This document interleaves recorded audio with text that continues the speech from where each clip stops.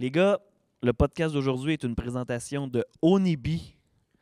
Yeah! Onibi qui est une eau d'excellente qualité. Absolument. En plus, c'est environnemental. C'est une canette en aluminium. Donc, évidemment, c'est 100% recyclable. Il y a 4 saveurs. 4 saveurs. Ici, on a la lime, on a Mûr, orange sanguine et fruits du dragon. fruits du dragon. C'est un produit local aussi, en fait, puisé dans une esquerre du côté de Lassar, dans le secteur de Lassar, en canetté. Ça se dit-tu? Embouteillé, mais en canetté. En canetté dans le qui secteur fait- d'Amos. Ouais, puis c'est l'eau qui fait le moins de transport. Hein. Ouais, Part parce de la sœur qui va directement. c'est un véhicule 100% électrique en plus. C'est une Exact. initiative que Onibi a fait. Donc, encouragez-les, supportez-les. Merci aussi de supporter le podcast, supporter Bon en salle. Continuez d'écouter nos épisodes.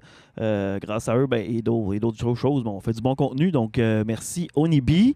Et là, on va se rappeler que Onibi, c'est bon en salle.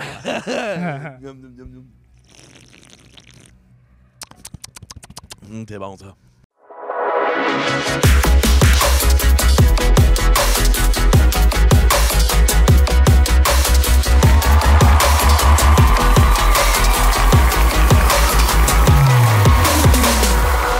Bon en salle, le podcast du Théâtre des Esquerres, une présentation d'Onibi, parce qu'Onibi, c'est... Bon, en salle. Merci Benoît, je suis toujours content. Et je me présente, Pierre-Marc Langevin, animateur, et je suis toujours accompagné de mon beau comparse Benoît Saint-Pierre. Yeah! Benoît, ça va bien? Ouais, toi? Oui, ça va super bien, parce qu'aujourd'hui, c'est mon soir préféré au Théâtre des Esquerres. On va entendre des bruits de peau. Des bruits de peau. On va entendre des bruits de peau. Eh oui, parce que c'est le retour, la 3e édition de la NSPW. Et pour ce podcast-là, aujourd'hui, on est accompagné de Steve Boutet, qui est le promoteur et le fondateur de la Ligue. Ça va bien, Steve? Ben oui, puis c'est vrai qu'il est beau. Il est vraiment beau, hein? Merci. Ainsi que la championne, femme, comment je dis? Femme fatale, en fait. La championne femme fatale, Azael, qui est là, qui va inaugurer le premier match féminin cette année. Bienvenue au podcast, tous les deux. Merci, c'est gentil. Steve, vite fait, c'est la 3e année que vous venez à Amos. Qu'est-ce qui fait que ça devienne une tradition comme ça? Pourquoi vous revenez comme ça chaque année? Ben, je pense que c'est la réception des gens, là. À chaque fois qu'on vient ici, ben, on est super bien traité, puis la salle est pleine, puis il y a une super belle ambiance, fait que c'est le fun pour ça, là. La NSPW, ce qui est drôle, c'est que vous vous produisez au Diamant de Royal voyons, Lepage. Robert. Comment c'est venu le mariage entre les deux? Parce que dans ma tête, quand je pense Robert Lepage, j'imagine pas de la lutte, tu sais.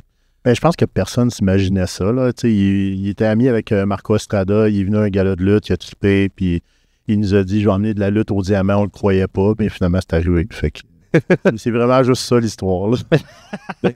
T'es pas game, dans le fond.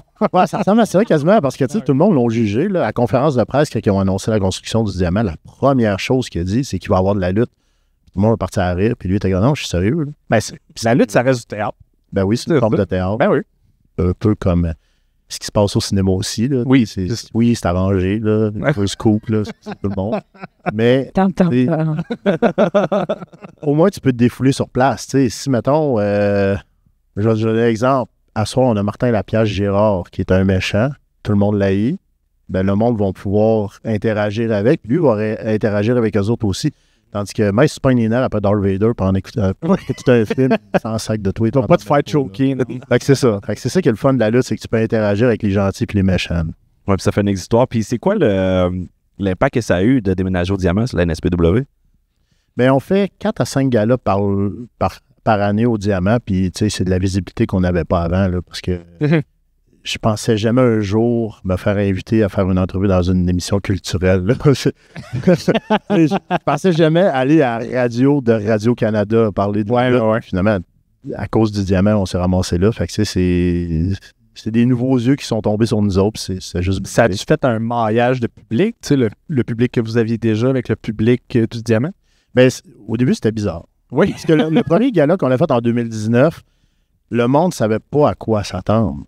Dire Robert Lepage tripe sa lutte, mais pourquoi? Fait que t'avais des madames. Ça va-tu être le moulin à move? Mais non, mais il y avait des madames en grande robe avec des messieurs en tuxedo qui étaient assis là à côté d'un gars qui avait un t-shirt de Megadeth avec un masque de lutteur. Oui, c'est vrai, un mélange assez spectaculaire. Puis au début, les madames, je vais les appeler comme ça, en robe, ils réagissaient pas. Ils étaient comme... Mais à la fin, j'ai entendu la phrase la plus spectaculaire de l'histoire de la lutte. c'est Matt Angel, qui est un lutteur de haute voltige. La madame lui a crié « Allez, envole-toi! » C'est juste incroyable parce que là, le monde, ils se sont laissés aller. Puis le mélange entre nos fans habituels et les gens du Diamant, ça s'est super bien fait. Ouais. Puis, ce que j'aime, c'est que ça se passe dans le respect entre les deux. Fait que, c'est un beau mariage. Là. C'est bon. Mais c'est ça, tu sais, c'est vraiment surprenant de voir ça, tu sais, puis mais je suis content. Je suis content que la lutte se rende, gagne des lettres de noblesse. Puis je pense que depuis quelques années aussi, on ressent qu'il y a un regain de l'amour de la lutte. Là.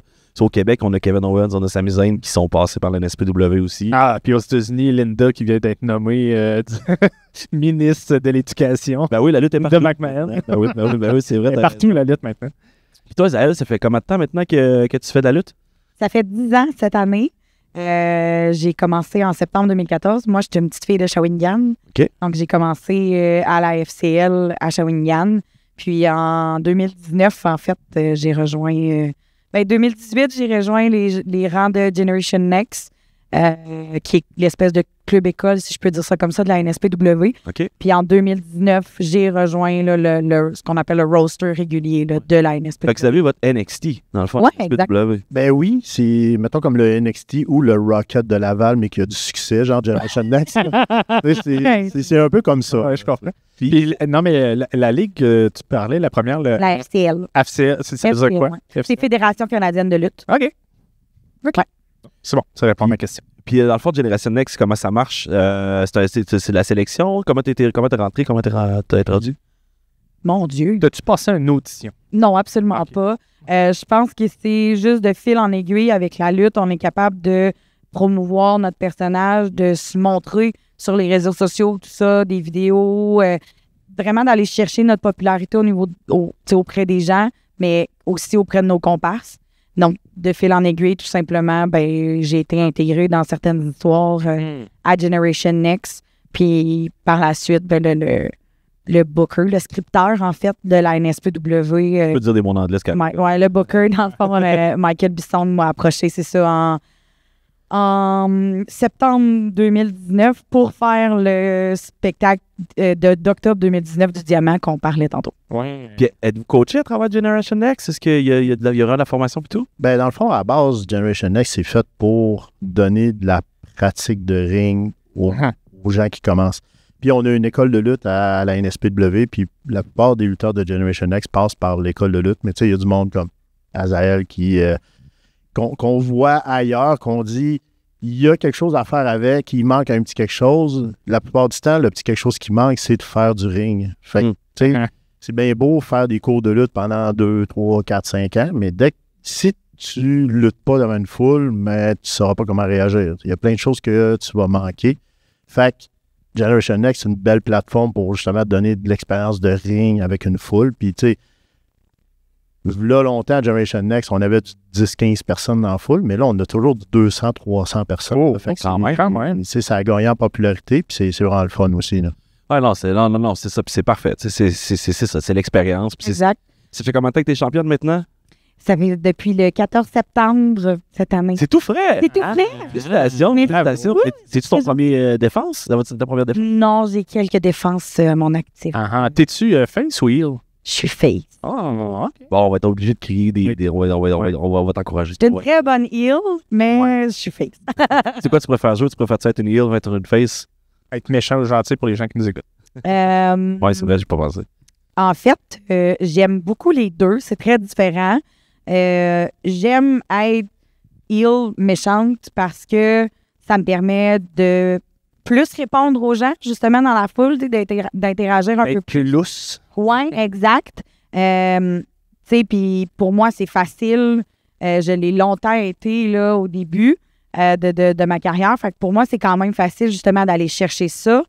Mais être face, c'est de recevoir tout cet amour-là de la foule qui est tout aussi...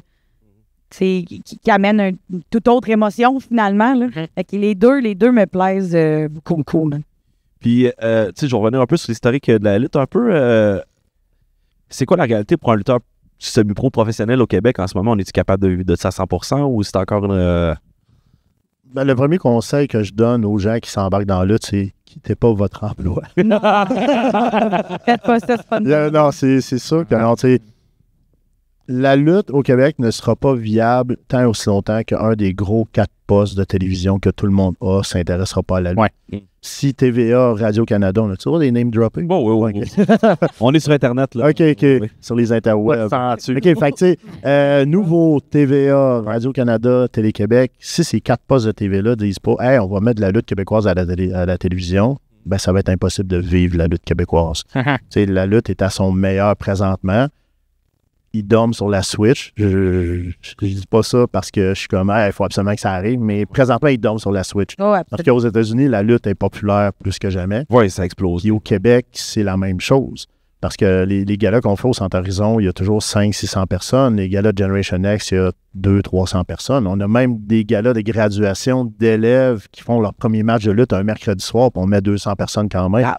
La lutte ouais, c'est ça. au Québec, mais surtout à Québec, est vraiment populaire. Fait que c'est le temps de prendre le risque, puis le monde ne sera pas déçu. Là. Ouais, puis en plus, il n'y a pas si longtemps, tu as été name-droppé par Kevin Owens direct en l'air, tu sais, à Raw, quand ils sont passés à Montréal. Il semble que tu peux pas avoir une meilleure publicité que ça. À Québec? À Oui. Québec. C'était à Québec? Ouais. C'était Raw, par exemple. Ouais, c'était Je Raw. suis pas trompé? Ouais. C'est quoi le feeling quand tu te fais reconnaître à WWE comme ça? Ben, les jambes m'ont coupé parce que je m'attendais pas. Tu sais, oui, j'ai une super bonne relation avec Kevin, mais tu sais, il veut pas avec son train de vie, puis tu sais, la vie tout court, tu sais, on s'est perdu de vue. Ben, Mais tu sais, qui se rappelle des racines, tu sais, bon, il a lutté longtemps à la NSPW, là, c'est au moins un 5 ans facile qui était régulier. À tous les gars-là, il était là. Fait que tu sais, c'est le fun qui s'en rappelle parce que beaucoup de monde sont. Tu sais, il arrive dans la grosse ligue, puis la grosse taille vient avec. Mais tu sais, lui, Sami Zayn, ça n'a pas été le cas. Fait que c'est ça qui est le fun avec eux autres. Là. oui, il a toujours fait des références, même à WrestleMania, après son match tag team avec Sami Zayn, il faisait référence aussi à la JCW. C'est ça? La PWG, le logo de la PWG sur ses, Ouais, c'est ça. ses T'sais, gears. Ils font toujours référence à leur passé. Puis Quand ils luttent au Québec aussi, ils parlent français. tout le temps. Fait que, Ouais. mais ça, c'est le sentiment d'appartenance. Ben, même là, une couple d'années, je pense que c'est un peu avant la pandémie, il était à l'émission de Bump, Kevin Owens, puis l'animatrice lui avait demandé si, mettons, tu as une fédération à appeler ta maison au Québec, il a nommé la NSPW puis la IWS, fait que tu sais, c'est quand même le fun que ce gars-là. Ben, félicitations, quand même. Tu peux pas faire autre chose. Toi, c'est-tu quelque chose que tu aspires de pousser ça plus loin? Tu veux rester au Québec? C'est quoi tu veux vivre comme ça? C'est quoi ton aventure de lutte préférée? Moi, je vise pas ça du tout. Là. Je suis pas là. Si l'occasion se présente à moi, je dis pas que je vais dire non, mais c'est pas mon but à l'heure actuelle.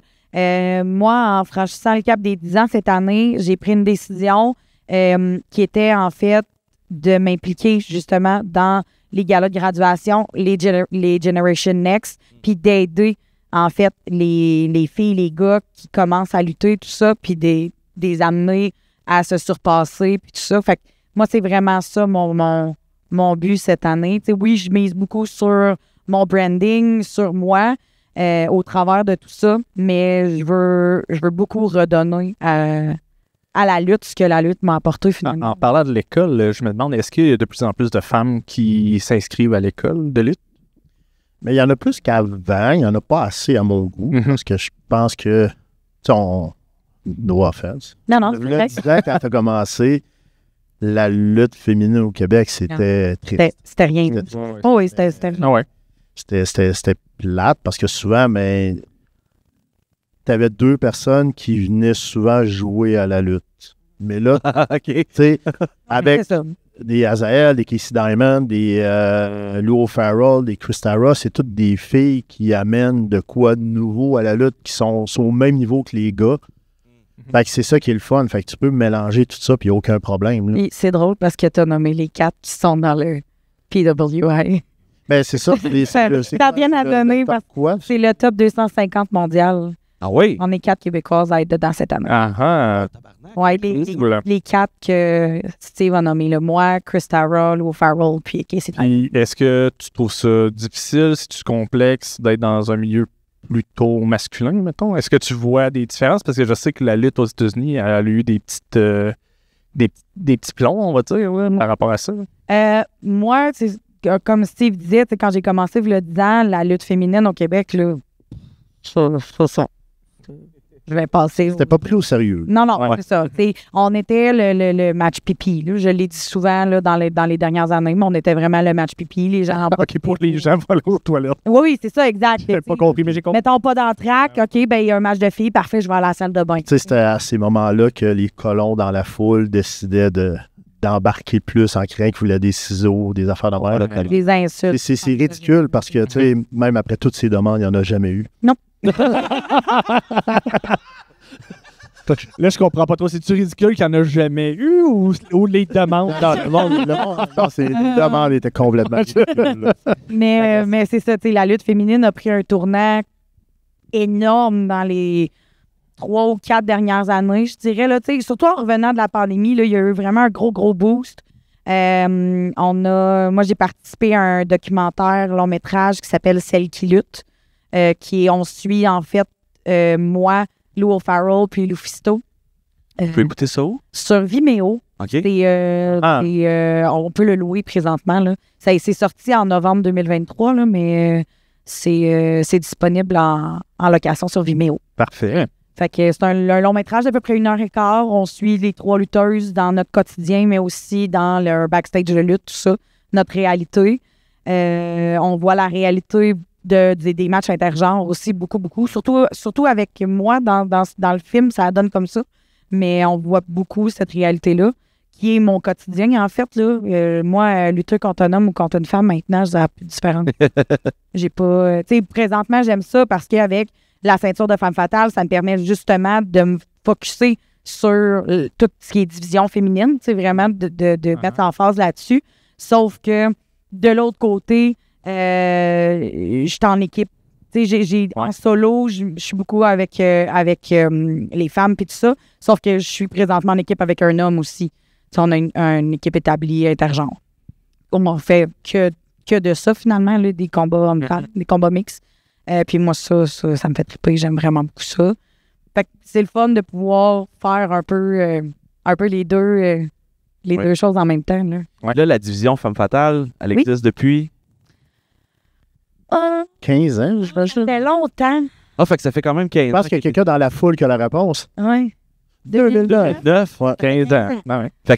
Mais c'était quand même avant ça, c'était considéré pareil par le match pipi. C'est juste que là, depuis les dernières années, Ben, c'était... fallait que tu aies une grosse envie parce que c'était un gala complet de femmes. Donc, Oui, Femme Fatale. fallait que tu aies une grosse envie. Oh shit! J'ai envie de pisser longtemps. Ben non, mais Femme Fatale est pas... C'est pas pendant les spectacles de la NSPW. On a vraiment nos propres spectacles à nous. OK. C'est des galas complets exclusivement féminins. là. Mon erreur. c'est ça, au début, quand ça a commencé, ben c'était... Oui, il y avait des filles du Québec, mais il y avait beaucoup d'Américaines puis d'Ontariennes parce que le bassin de lutteuses au Québec, il y en avait beaucoup, mais de qualité, il y en avait moins. C'est ça. Mais tandis que là, c'est rendu 100% québécois, puis tu sais, la lutte féminine au Québec est en santé. Là. Fait que la Ligue de Femme Fatale a eu un gros impact sur la formation de la division. Oui, ben, Oui, absolument. Pat Laprade et Michael Bisson qui s'occupent de Femme Fatale, c'est... Eux autres, ils ont pris... Tu sais, prendre l'expression « prendre la balle puis courir avec ». Ils ont fait ça, puis ils ont fait tomber des murs, puis tout le monde...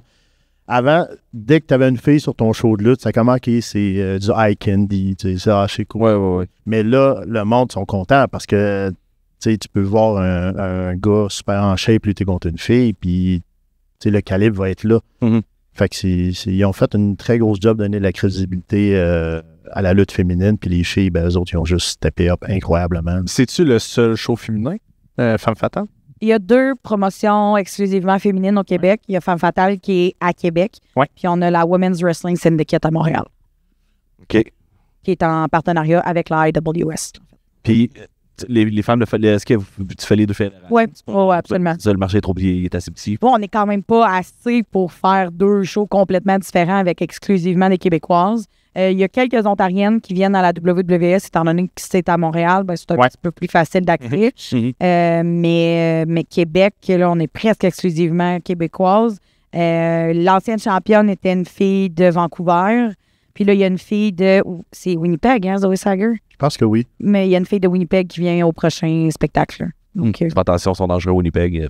Ouais, j'ai passé quelques mois là-bas. C'est Je devrais pas. La ville la plus criminelle au Canada. Ouais, c'est ça. Tu vas te faire piquer dans les côtes. Tu vas te faire piquer dans les côtes. Tu vas te faire piquer ta ceinture et piquer dans les côtes. Fais attention. Puis, fait que là, c'est la première année qu'on a un match de femmes cette année. Moi, c'est 2 même, si je ne m'abuse. Non, il y a un match de Juste un match de femmes? Ouais. Pourquoi? 3 ans? Pourquoi avoir autant? Mais c'est pas une question d'attente, c'est plus une question de logistique. Parce qu'il y a beaucoup de galas au Québec, là. Ouais. Puis, veut pas, nous autres, ben, on part le vendredi, on vient le dimanche. Ouais. Mais là, tu sais, il y en a qui luttent le vendredi, il y en a qui luttent le dimanche. Fait que, tu sais, c'était comme, logistiquement, c'était dur. Puis cette année, ben, ça a donné. Puis on y va. Ouais, vraiment content, par exemple. J'ai vraiment hâte de voir ça. J'ai eu le droit de voir la carte. Ouais. Je suis content. On va avoir un bon show. Là, tu luttes pas cette année? J'ai cru voir. Non, j'ai été opéré au mois d'octobre pour un triceps, le tendon du triceps sectionné. J'ai une greffe de triceps, fait que je C'est-tu arrivé pendant un match? Oui. Ah, tabarnak. Ouais. C'est quoi ta job de jour? Ah, ben, ça tombe bien, je suis rendu un gars de bureau. Fait que Ah, yes! je suis contrôleur qualité dans une compagnie. OK. Parce que ça doit être une réalité, veux pas, tu sais, des gars qui ont des jobs physiques, qui se blessent un samedi, ils sont fourrés. Y a-t-il des assurances pour ça? Ben, ça, c'est chacun. Propos au travail. Au travail. Propos de travail. Ouais, tu sais, moi, je me suis déchiré le ligament croisé antérieur en juin 2022. Puis moi aussi, je suis chanceuse, j'ai une job de bureau, fait que c'était facile. Mais quand je me suis fait opérer, ben, j'avais pas le choix d'avoir un temps off. Ben, là, ça reste un genou. Là. Fait que, mais moi, c'était mes assurances de mon travail qui ont. Ouais. Ben, tu sais, il n'y a pas grande différence. Tu aurais pu sortir de chez vous, débouler les marches, puis Ouais, c'est ça. avoir la même blessure. Ouais, mais tu sais, il me semble qu'il va être ton employeur fait hey, c'était à tout de pas lutter le samedi. Ouais, mais moi, j'ai la réponse parfaite à ça. Ah ouais, ben, comme, tu joues au hockey là, le vendredi, mettons. Bon, tu peux te blesser. Là. Oui. La différence avec la lutte, c'est que, mettons, je lutte contre Yannick, je sais qu'elle va me faire telle prise, je sais qu'elle va faire ça. Mais si je joue au hockey contre toi, puis t'es un cabochon, puis tu me cries sur le bâton en arrière de la tête, ça, je ne saurais pas que ça s'en vient. Là. Non, c'est ça. Fait que, je vais être face à la bande, tu vas me frapper dans le dos, je vais me ramasser la tête dans la bande, je ne sais pas que ça arrive. Parce qu'à la lutte, je sais que je vais me faire frapper, je sais que je vais me faire frapper de telle façon, je sais que je vais tomber de telle façon. Oui, ça arrive, les accidents, tu sais, c'est dans... Sport de contact. Ouais, sport de contact. Ouais. Mais, tu sais, Normal. t'as plus de contrôle que, mettons, quand tu joues au hockey. Là. Au hockey, ben, faut que tu penses à te protéger parce que l'autre, sait pas ce qu'il a en tête. Là. J'aurais pu jouer une game de tennis, puis ça serait arrivé. Là. C'est sûr, c'est vu de même. C'est juste que je pense que la lutte est un peu plus vue en marche. T'sais, Oui, mais ça reste quand même un sport théâtral, disons-le comme ça. Ouais. Tu sais, il faut que tu sois en forme, puis tu sais. Non, mais je parle pas pour nous autres, mais je parle le boss là, qui est en arrière. Mais honnêtement, je peux pas parler pour les autres, mais moi, mon employeur, et ça coche à ce niveau-là. Là. Je peux vraiment pas chialer. Il y a tout le temps de la glace, au cas. Ouais. Non, mais dans le sens que, tu sais, il me laisse justement prendre, tu sais, on est parti hier matin, fait que, ça me permet d'avoir des journées off, tu sais, d'avoir justement, là, des moments où il faut que je quitte plus tôt ou des choses comme ça, puis je suis vraiment supportée à mon travail, fait que, puis, tu sais, même pendant mon opération, ben, je me faisais quand même demander des nouvelles, puis tout ça, fait que, ça, je suis vraiment chanceuse. Fait que t'as une bonne relation employeur, travail, famille, mettons. Ouais, c'est ça, exact. Ça, c'est cool. Ouais. C'est cool. J'ai mal compris ce que tu as dit, mais Non, mais Okay. j'ai peut-être pas le terme exact, là, mais tu sais, Mais la conciliation, travail, famille ou passion, travail, non, Ouais, c'est aussi, ouais. c'est pas- Ouais, c'est c'est ça. Puis là, Steve, t'es le fondateur de la NSPW. Est-ce que tu as toujours été le booker? Non, je suis pas le booker. T'es pas le booker? Non, Je pensais que t'étais le booker parce que je m'en ai j'ai dit. ça pour mourir. Ah ouais? Tu sais, c'est le fun, là, booker un show, là, mais tu sais, c'est le fun jusqu'à temps que tu te fasses poser les premières questions, genre, pourquoi lui il a ça, moi j'ai pas ça? Pourquoi lui il a tel match, moi j'ai pas ce match? Ah. Fait que, tu sais, non, on a Michael Bisson, justement, qui est scripteur en chef, là, que lui, c'est une tête de lutte incroyable, fait que je donne carte blanche, puis même, je veux même pas savoir ce qui se passe sur les shows pour garder la surprise, là, fait que, Ah ouais? Ah, c'est mais cool. tu sais, comme des shows comme à soir, mettons, on appelle ça des spot shows, que Mhm. on s'en va se promener ailleurs. Oui, c'est moi qui est booker, mais tu sais, j'ai pas grand-chose à faire à part dire lui il gagne, il a le gagne, puis Ouais. il n'y a pas vraiment d'histoire, là. Il y a des petites histoires, mais pas rien de compliqué, là. Ouais. Pas comme quelque chose comme la NSPW qui se tient sur, en réalité, quasiment 10 mois d'histoire, là, tu sais. C'est pas le même niveau. Non, c'est ça, puis c'est pas la même écriture non plus. Non, non. Puis, parce que je sais pas si tu vas pouvoir me répondre, mais tu sais, quand je pensais que t'étais booker, mais là, t'es pas booker. Quand tu rentres dans ta mentalité de, tu sais, on se le cachera pas, tout est prédéterminé. Comment tu décides qui gagne? Qui perd? Pour quelle raison? Qu'est-ce qui nourrit ces... c'est souvent la foule. Tu sais, même si je veux t'emmener au top en disant, il va gagner, il va devenir champion, si la foule s'en sac, tu sais, ça ne marchera pas, là. Tu sais, c'est souvent la foule qui a le dernier mot. Oui, le booker peut avoir son idée, s'en aller dans une direction, mais la réaction de la foule peut l'envoyer complètement ailleurs, là. Fait que c'est ça qui est le fun avec la lutte, c'est que oui, tu peux te faire des plans à long terme, mais tu peux te faire scraper positivement par la foule. Parce que justement, tu sais, j'essaie de trouver un exemple. Aux États-Unis, Roman Reigns? Roman Reigns, pendant un certain temps, là, c'était rendu qu'il sautait à 2 pieds dans la face du monde pour le rentrer dans la gorge du monde. Ce gars-là, c'était un gentil, aimez-le, puis ça marchait pas, le monde a ça. Puis, c'est ça, exact. Ils ont fait, hey, on va donner au monde ce qu'ils veulent, on va le tourner heel. Présentement, c'est la plus grosse star que la lutte a eue. Oui, c'est immense, c'est immense. Puis, quand on est dans le match, est-ce qu'on sent ça? Est-ce que votre objectif, c'est qu'il y ait de la réaction, que ça bouge? Y a-tu de la panique quand c'est silence? Comment on travaille à travers ça? De la panique, non. Est-ce que le hamster spin? Oui, définitivement. C'est rare, par exemple, que que ça tombe vraiment flat. Souvent, ça va être un sentiment général. Ça sera pas juste dans un match que ça va être flat. Ça va être la soirée complète. Ça va être la soirée au complet. J'ai rarement vu juste la foule en délire pendant tous les matchs, puis pendant un match qui n'avait pas un son. Ça pourrait arriver, mais c'est pas régulier. Là. Parce que, mais oui, pendant ton match, tu as tout le temps des petits bouts d'impro qui arrivent selon ce qui se passe en foule. Tu te dis, mon Dieu, ce move-là, ça a réagi, full pin, on refait de quoi qui ramène ça. Ou, on va le nourrir. On va le nourrir, ouais, c'est ça. De quoi qu'on mousse vraiment beaucoup avec la foule. Ça arrive, puis c'est souvent on the spot, c'est de l'impro dans le ring. Ouais. Ce qui va job pour moi, c'est vraiment de concentrer sur ce qui se passe dans la foule. Ouais. Elle est là, et pas en avant, elle est tout le temps dans ça. Ouais, c'est ça. Tu dis, est-ce que la panique embarque? Non, je pense que c'est plus la frustration qui embarque parce que tu te dis, hey, j'ai travaillé fort pour monter ce match-là, puis eux autres s'en sacrent. Mais le problème, c'est que souvent, les gens, moi, ça fait 20 quelques années que je lutte, je suis rendu que, hey, ils s'en sacrent, je m'en sacre, on arrête le match-là. On s'en va dans le finish, puis on passe à d'autres choses. Parce que si tu t'acharnes à vouloir faire de quoi, de vouloir te faire aimer, ça va juste handicaper le reste de la carte. Ouais. Fait que, tu sais, c'est plus facile à la lutte de te faire haïr que de te faire aimer. Parce que, je reviens à Roman Reigns, le monde est comme, aimez-le, mais tu peux pas forcer du monde à aimer. Et ça aussi, c'est un conseil dans la vraie vie, les amis. Tu peux pas forcer quelqu'un à aimer. Ouais. Tandis que, tu sais, te faire haïr, là, c'est de même, là. Ouais. Tu sais, tu peux te faire haïr rapidement puis violemment aussi. Fait que, tu sais, c'est plus facile parce que, tu sais, t'es méchant, tu réagis avec le monde, tu triches, là, c'est le fun. Mais quand t'es le gentil puis tu fais ton faut que tu travailles fort quand t'es gentil. Là, t'es en feu puis le monde sont comme...